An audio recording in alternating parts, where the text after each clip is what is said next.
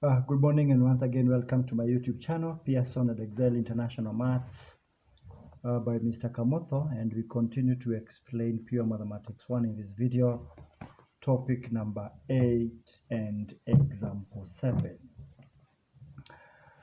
This is quite a practical example, bearing in mind what we have understood as far as differentiation is concerned, and more so differentiating quadratics. We are told that let fx be equals to 4x squared minus 8x plus 3. And the first part of the question is asking us, part A, find the gradient of y is equals to fx at the point half 0. Find the gradient of y is equals to fx at a half 0, point half 0. Of course, it goes without saying that we must give the derivative of y. Let's say since y is equals to 4x squared minus 8x plus 3. What is dy dx for that matter? Because somebody is talking about finding the gradient. And we know the gradient is now what we get after differentiating the function. Dy dx, differentiate this function, is going to give us 8x minus 8. Remember, 2 times 4 is 8, 1 times 8 is 8, and 0 because there is a certain x there raised to power 0. 0 times 3. Now, it kills the constant completely. At a half 0, of course, you realize that this one is a coordinate of a certain point. Where x is a half, we have dy dx, which is the gradient, 8x minus 8. Now, if we want to get the perfect numerical gradient of that particular function at this point, then we must substitute the coordinates in the gradient. And because our gradient is all in terms of x, then we will pick the value of x at that point and substitute here and say the gradient, therefore, at a half 0 is going to be 8 times a half, because x is a half, minus 8, which is 4 minus 8, which is negative 4. And that is the gradient of that particular point, of that particular function at that point. Part B of the question, find the coordinates. Find the coordinates of the point of the coordinates of the point on the graph y is equals to fx, where the gradient is 8. The coordinates. Find the coordinates when and where the gradient is equals to 8. When the gradient is equals to 8. Now, we do not need to differentiate the function again. We have already differentiated the function, and we have had that. It's only that at this particular time, and this time round, the gradient itself is 8. So, 8x minus 8 is supposed to be 8. And if this is true, 8x, because 8x minus 8 is the gradient, 8x supposed to be 16, and x is supposed to be 2. That is the value of x coordinates when the grade of the function when the gradient is equals to 8.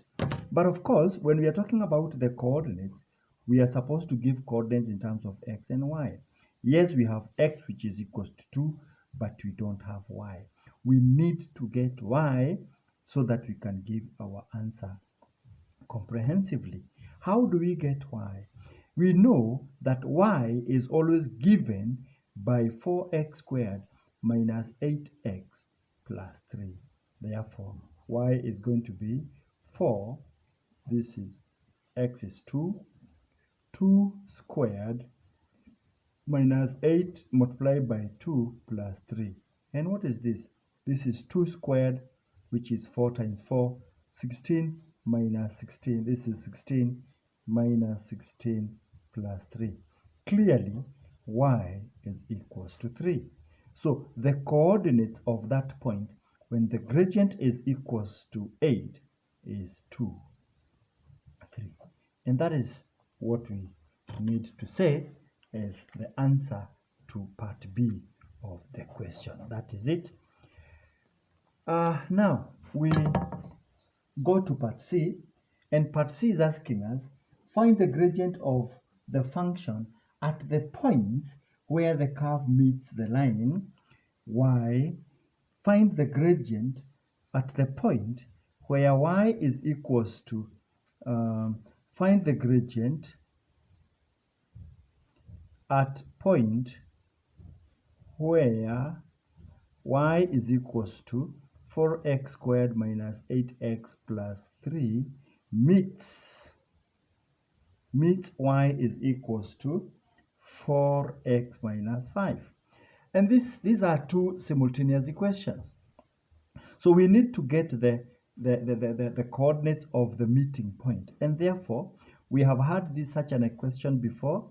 So we need to solve these two equations simultaneously because they are meeting. X will be the same and y will also be equal. So 4x squared minus 8x plus 3 at the meeting point is exactly equals to 4x minus 5.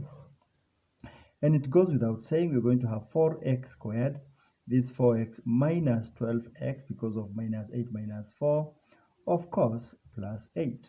If you divide everything by 2, because it's possible here, we are going to say that 2x squared, everything by 4 rather. By the way, we have been left with 0 on the right hand side. 2x squared, if you divide everything by 4, you're going to have x squared minus 3x plus 2, which is equals to 0. Then you can solve now this quadratic equation either using quadratic method, factorization method, and it's easy because we can give it just a short of b is negative 3 and ac is 2. Which two numbers you add, they give us negative 3, and you multiply, they give you a positive 2. Both of them are negative, so we have negative 1 and negative 3. Substitute here, we have x squared minus x, not minus 3, but 2, minus 2, yes. Minus 2x plus 2 is equals to 0. So x minus 1, minus 2, x minus 1. And of course, you are ending up with two brackets, x minus 1, x minus 2 is 0. At this particular point, x sometimes can be 1 or x can be 2. That is true. Fine. When x is 1, what is the gradient? We need to remember that we had calculated the gradient of the curve. We had calculated the gradient of the curve, which is 8x minus 8. So when x is equals to 1, the gradient is 8, 1 minus 8. And this is 8 minus 8, which is just 0. So when x is equals to 2, the gradient is 8, 2 minus 8, which is simply 8. So we have two different gradients when the curve meets the straight line. And what are they? We remember what we have just done. We had to remember that when the two graphs meet, the graph of the curve and the graph of the straight line, of course, they are equal, and we have to solve them as such. So that's why we have said they are equal, and we have to solve them as such. So we acquired x is equals to 1 and x is equals to 2. And at one point, the gradient is 0. At another point, the gradient is. So go back to my YouTube channel again, Pearson and Excel International Maths by Mr. Kamoto. Subscribe and share widely, and let us work together. All right?